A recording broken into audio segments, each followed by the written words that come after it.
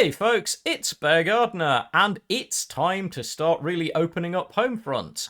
So, as is usually the case, I'm going to be trying to cover as much of the Homefront expansion as it comes out, as I can keep up with, which isn't easy. There's a lot going on in my life at the moment, plus I have a bunch of other things that are kind of relevant, but I have managed to rope in some help, which should hopefully be useful. So here's the deal. Are going to be a series of videos in which I'm going to spend some time talking with the guy down below me, CoreData, who is going to help me go through some of the new stuff. I've pulled Core into this because, unlike me, he's not in internal testing, which means his point of view on cards might be slightly more like yours and slightly less like those of us who've been playing around with these cards for a while. And given the expansion that we're looking at and some of the stuff that's coming out, it's relevant to have someone who can ask pertinent questions, because there's a high likelihood that I'm going to assume people have an understanding of the card that they probably don't, because technically I've been playing with these months. So, as usual, you can all like, follow, subscribe. All of the links to both of our stuff will be down below. Please, if you don't already follow Core, you totally should. He builds far better decks than I do and is frankly a much more entertaining streamer. So, especially, by the way, if you see some of his matchup moments, there are some very good clips of Core. And anytime you just stream snipe him with Crossfire, and you're golden for content. But anyway, Core, why don't you let the good folks know who you are if they don't already? So I'm CoreData. I am a small-time cards content creator focusing on primarily deck building and like just fun tier 2 strategies. I do play meta decks from time to time because understanding meta is a big part of understanding the game as a whole. But if people are interested in learning a little bit more about deck building or interested in some fun or interesting tier 2 decks, I generally post on Saturdays. So you can check out the videos on YouTube or catch a stream whenever I'm streaming over on Twitch. Sweet. So we're going to start with this particular video focusing on the bigger picture. But for all of you who are clamoring for the card reveals, don't worry, we'll get there. But not in this video. In this video, we're going to start by talking about, kind of mostly by request from various people, Homefront itself, which has landed with a few larger things. I mean, we talked, obviously, you can see links down below to myself, Core, and some Canadian bloke who's reasonably good at the game, talking about rotation and other stuff, if you've got that many spare hours. But what we're actually going to look at is the main launch article. And there's obviously the usual format. We're getting 87 brand new cards that are being spread out in more or less the usual fashion. And we get a little description of what each nation is going to focus on. So we have Britain, which is going to find strength in steadfast infantry and continuity. For those of you counting, no mention of air yet. We have Germany, which is going to retool battlefield tactics with units retreating to hand, or at least returning to hand, I should say, which is going to be interesting. The Soviet Union is going to double down on the ferocious concept of combat keywords. Come back to that and explain what those are too, because that's also going to be relevant. The USA is going to inspire its forces through upgrades from within the deck. And Japan is mastering removal, striking with precision and purpose. France also gets a mention because France will be rising through a reworked resistance. Shocking nobody. Plus, of course, Italy, Poland, and Finland will be getting some new reinforcements and playing around with some different people. So, that's the first of the two big parts, was the kind of release of the idea that we have nations that are going to focus on specific things. There's also a brand new mechanic being added to the game and an existing mechanic being retooled. I'm going to do the summary, then I'm going to get Core's opinions and let Core ask me questions about how half of this stuff works, because I know a number of people have had some. So the new mechanic is called Bond. So Bond is focused on something called morale damage. If you've ever had a match go to fatigue, you kind of already know what morale damage is mostly. Get to that in a bit. But the deal is, when you play a bonded card from hand, if you do not already control a unit on the board of that nation, you will take morale damage. Cover the details. I have no doubt that's one of the things Core's going to ask me in a minute. But obviously, there's the question then of deck building and how that will impact it.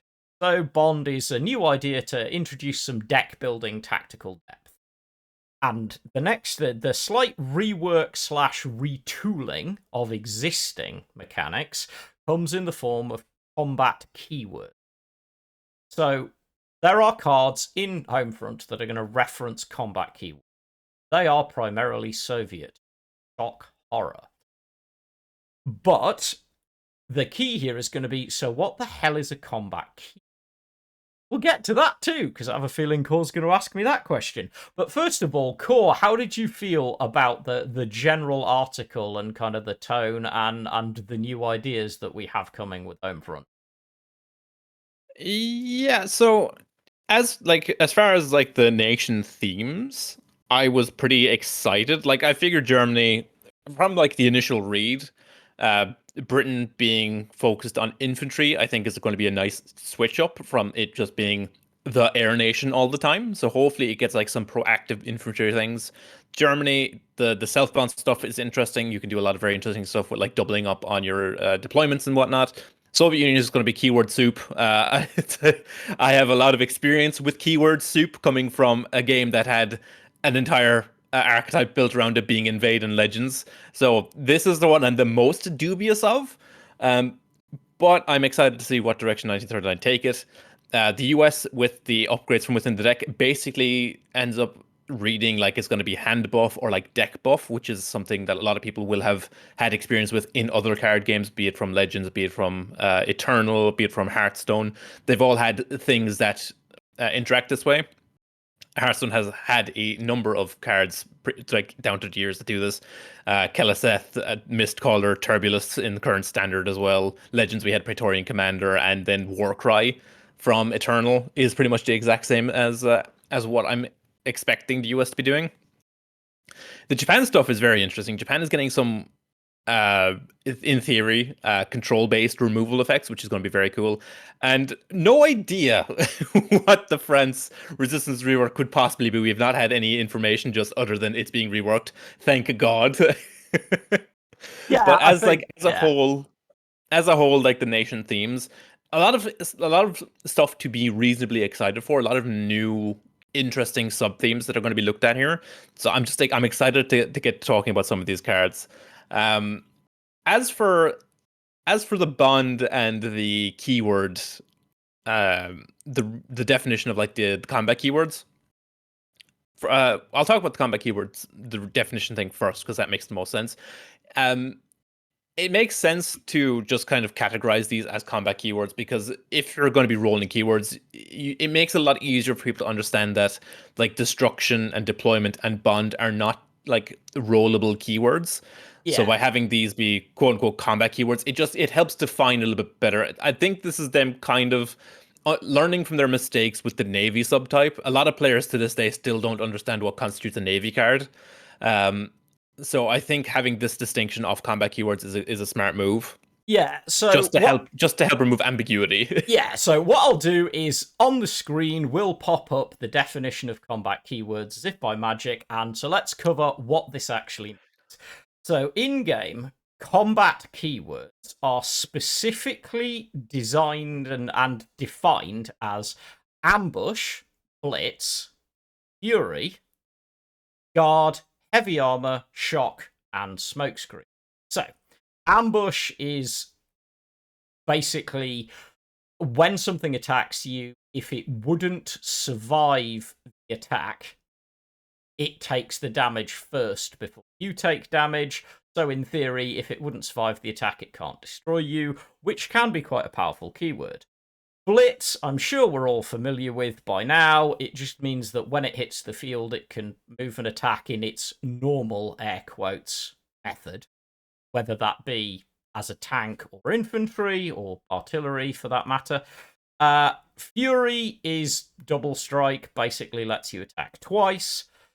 Guard is guard. I mean, it protects everything to either side of it. If you've played any card game in history, you're familiar with how this mechanic works. Although some games do it a little differently. There are some games that have a big heavier force where it becomes the only thing you can target, whereas in cards it only protects things to one side of it. Heavy armor is just reduces incoming damage. Shock deals its damage first before all of the nonsense, and is kind of a very strong counter to, for example, ambush. And smokescreen cannot be affected by other units until such time as it does something to lose smokescreen. So all of these have been defined as the combat keywords, which separates them from other keywords, as Cole was saying, that would make it is a way of trying to simplify, as you call it, the soup. It's trying to define what a keyword that impacts combat is versus an effect or a method onto it. And cards still to this day struggles with clarity in some of the way it does things, and I personally think it's a good sign that we're finally seeing these things, these terms, be more defined. I am, however, curious as to what concerns you about the. Say curious. For those who are looking at me going, is he being funny about this? Not really. I am interested in another person's opinion. I have a feeling I know where he's going with it. I played around in Tessel very briefly before it disappeared. What concerns you about the messing with keywords idea? Yeah, so for those of you who are not familiar with the Elder Scrolls Legends, the very last expansion before the game was basically sunset. We had we had a mechanic introduced called Invade. Now, Legends was a game built on the idea of de-emphasized RNG. It was a game that was built at a time where Hearthstone kind of went down this path of a lot of randomness, a lot of like discover effects, a lot of what was happening came down to what was being generated, and a lot of players were very tired of that, which is why Legends kind of became became like the go-to alternative at the time, because it was such a de-emphasis on RNG. Now there was one previous other point in Legends history where like this big keyword soup thing became a problem, but that was very quickly addressed because the player base was like, this goes against every design principle this game has ever had. So when we got Invade, the way Invade worked was it played a very linear defend the castle style strategy where you had these gates. And as you played cards with the Invade keyword, the gate would level up. And the higher the gate's level, the more effects it would grant your Daedra, which was like a specific creature type. So at level 1, it would like give them an extra health. At level 2, it would give them an extra attack and health. At level 3, it was giving them +1/+1 and reducing their cost by 1.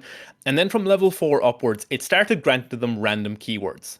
So from level 4, it would be 1, level 5, it would grant 2, so on and so forth, continuing to scale upwards depending on the level of the gate. This, in theory, is all relatively fine. The problem is when you start applying very powerful random keywords to very powerful units that usually would not have these keywords, be it charge or blitz in cards, be it drain, be it ward or shock in cards. When you get to a point of like it, I'm just worried that it's going to get to the point of a lot of games are going to come down to randomly rolling blitz, randomly rolling fury on like an aircraft, randomly rolling shock for a huge like shock fury for a big trade. It leads to a lot of very unfun, uninteractive game states where it's a case of, oh well, I lost the die roll. So I am very wary about keyword soup being a supported mechanic just because I have a lot of experience playing against Invade in Legends. We were lucky enough that we had a number of like decent answers to Invade just naturally built in a lot of the high level decks. But it was a mechanic that was very difficult to deal with for lower level players. So that's a concern I have with keyword soup as well, is that the bottom end of ladder is going to be a lot of decks rolling keywords and scamming wins that way.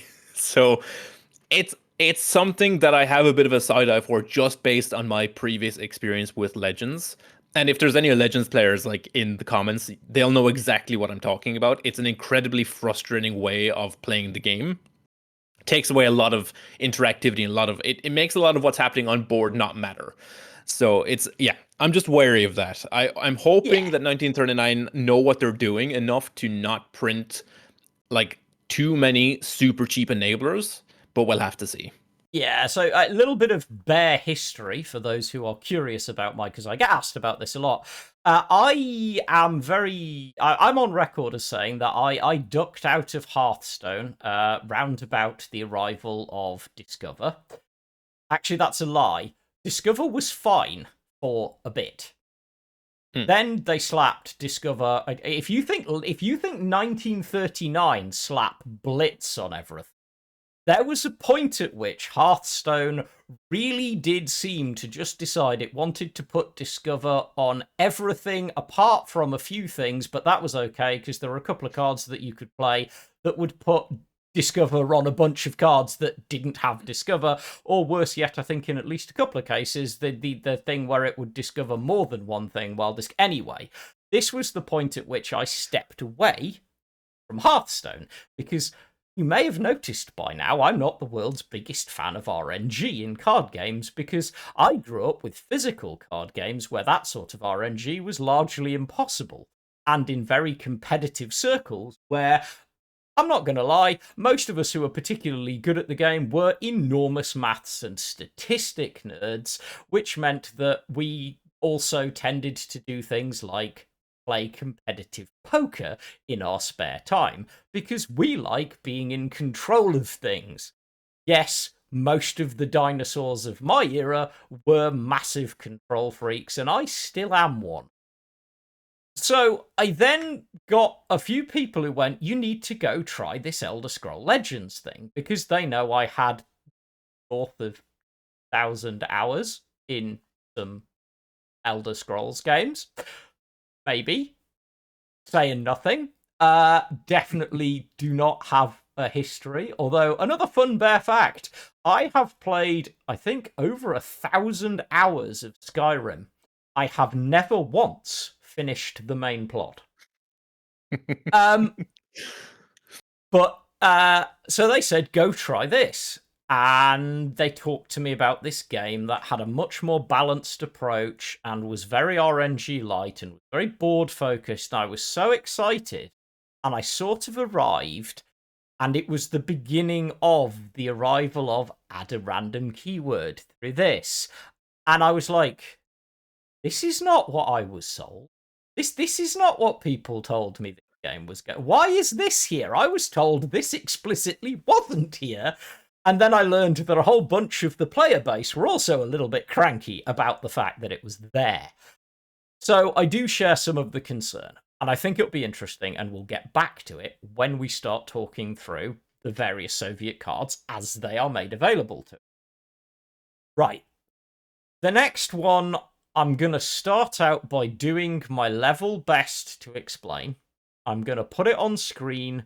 If I have the ability, I will also make sure that I throw up on screen some images or support or maybe some video footage as I'm explaining to try and clarify bits that I might be saying for anyone who is wondering, because we're about to try and talk about Bond. So, stage 1. That which used to be fatigue has been renamed morale. Now, this isn't just intended as a cosmetic naming. There's a very specific logic to and thematic reason for renaming fatigue to morale. The idea is to get across the concept that one of the biggest enemies in conflict is your troops running out of fighting spirit. Obviously, one of the ways that this can happen is when your troops fight for too long, which is what fatigue used to be. So, fatigue / now morale, the base version, meant that as soon as you ran out of deck, every time you drew a card, you would take damage. First card that you drew that you were unable to draw would deal 1 damage. The second card 2, the third 3, thus well, not exponentially, but linearly increasing in value to the point whereby it would kill you very quickly. That mechanic has been renamed morale.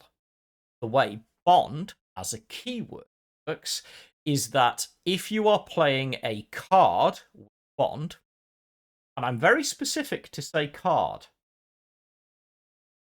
if you're playing a card that has bond on it, and you don't control at the start of your turn.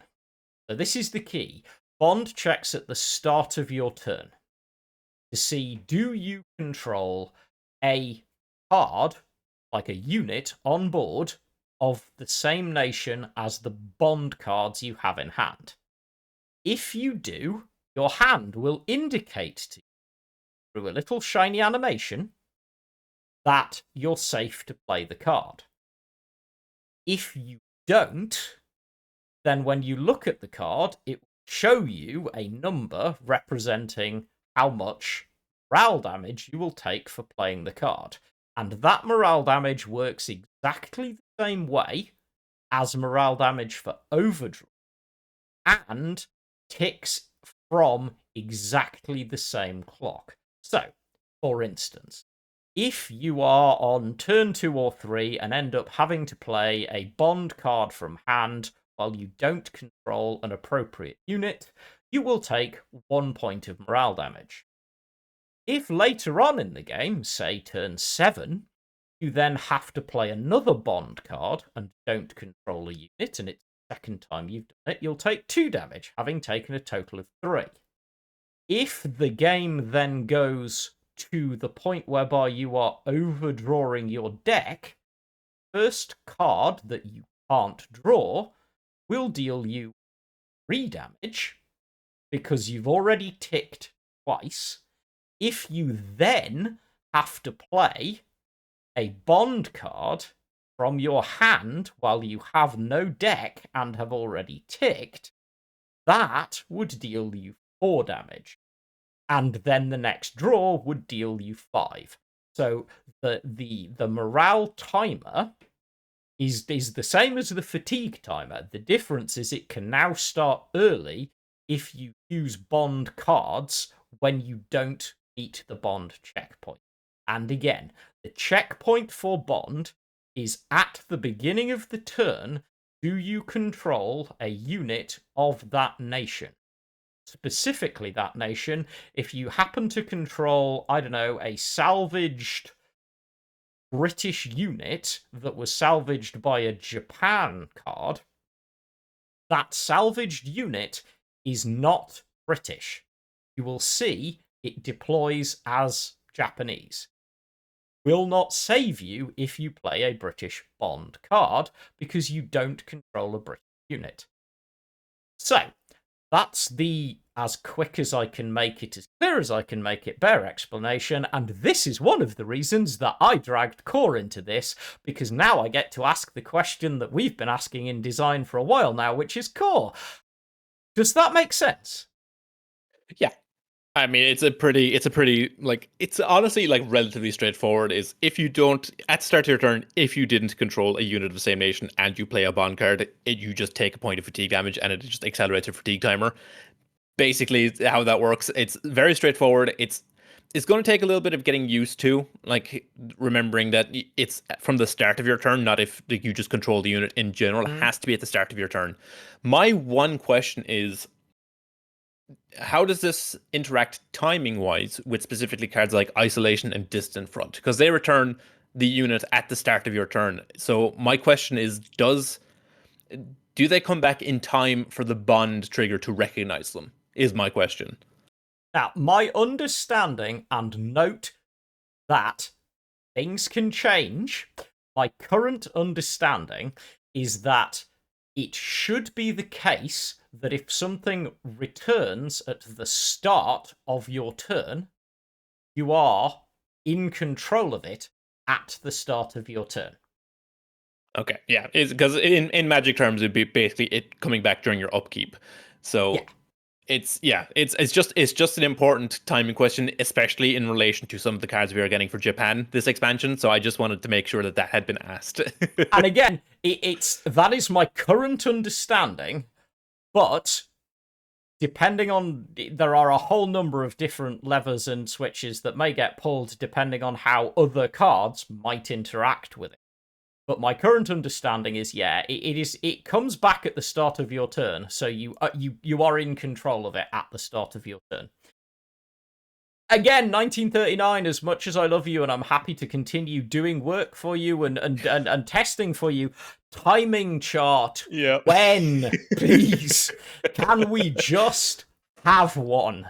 Because everybody would love to see it so that we actually know exactly when these things are happening without having to ask a question. Anywho, that's my timing chart rant over. So my next thing is, why the hell are we bothering with this concept? So let me try and give it a designer's idea, and then I'll get Core's thoughts. And I'm going to try and talk to you from a design point of view. Within the terms of my NDA, I say this endlessly, there are certain things I can't talk about, but I can make certain designer-esque statements. One of which is that this creates a really interesting mechanic that restricts your deck building. It does two really interesting things, in my opinion, from a designer's point of view. The first is deck building becomes a little bit harder because you have to wait how many bond cards are worth including to mitigate the risk, or is it going to be possible to, for the first time ever, because by definition it looks like bond cards will be more powerful than non-bond cards, because that's the payoff. Is it by definition going to be possible to build interesting mono decks? Is not having an ally going to become a valid thing? And I think that can be an interesting point of view. Now, the second one is a little bit more subtle, which is why I want to address it before Core and I natter. And that is, this also puts more emphasis on units. And I think people have been missing this in discussion. Because of the way Bond works, it does not care about the orders that you run and the countermeasures that you run in your deck. They don't exist on board. Hypothetically, a Bond order would care whether controlled a unit of the same nation or not, but it wouldn't give a rat's ass whether you'd played an order of the same nation. And this means that more and more the position on board matters in both directions. As an example, if you come across someone who is playing a clearly bond heavy deck, it is actually potentially possible to time a board clear to cause them to have to damage themselves or restrict the cards they can play. And they themselves have to keep units active on board. And I will say this, I am all for this. I am all for anything that tapers. The Magic went through this several times by competitive player, where there was just too much spell spam. Because who the hell needed creatures anyway when you play 6 fireballs, then recur 2 of them with an increase from an Inferno? Or you can go look up the cards if you really want to look into the history of cards. But basically, there were periods at which literally it was just, I've got 9 spells in hand, you die. And it was fairly crap. Honestly, it wasn't a fun meta. And I imagine Core's seen it in more modern Magic, although I don't know whether maybe modern Magic's gotten better at avoiding that problem.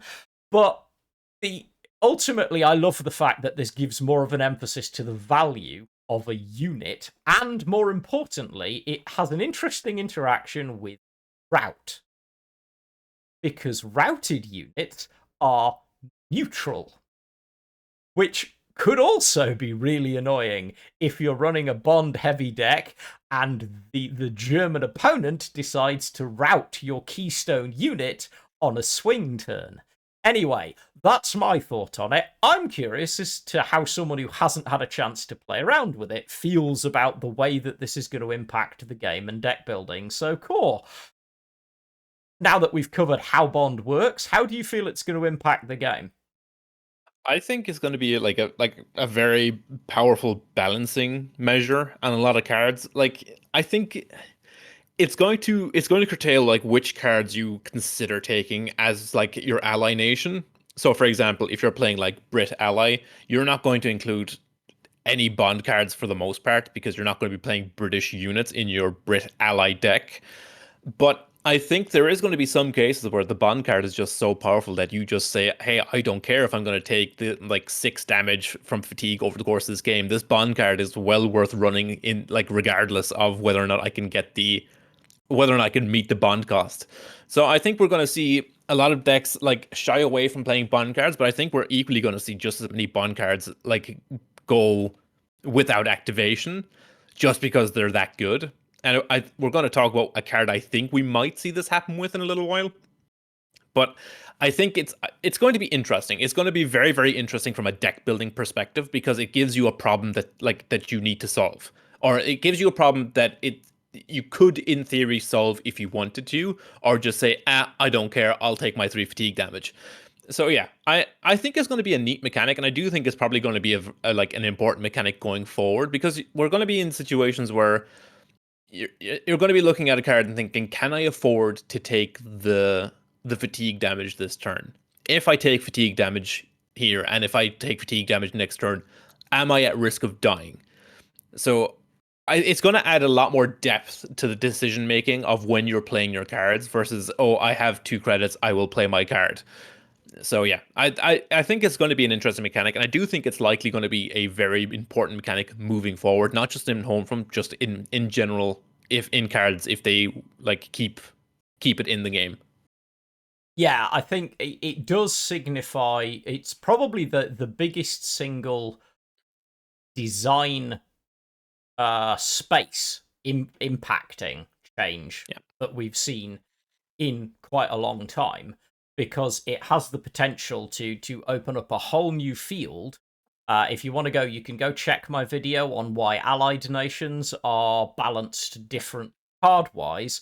Now suddenly we have bond cards which are going to be balanced different, Yeah. and I mean, Lord knows what we might see if we ever were, for example, to see an allied nation card, like an ally only nation card with Bond.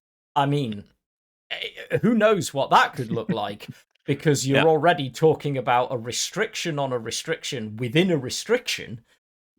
Because and how good would a card have to be? Like Core points out, if you can only run 12 cards of a nation, how in a deck, how good does a card have to be worth including if it risks hurting you? But the other side of it is there enough tool out there to make a deck that just doesn't care about allies? And I think it's going to be interesting to see how it goes. And when we dig into the actual card reveal, we're going to talk about cards that I think will show us some of what that might look like. But for right now, this is me and Core just having done a very quick overview of the new mechanics, what we may or may not see, and also shamelessly teasing you with the fact that we will be back for you in some time, for us in a couple of minutes, with reviews of the revealed cards. So, as always, thank you for watching. Like, comment, subscribe, follow Core, get involved with his stuff, and stay tuned we will be back with card reveals from Homefront.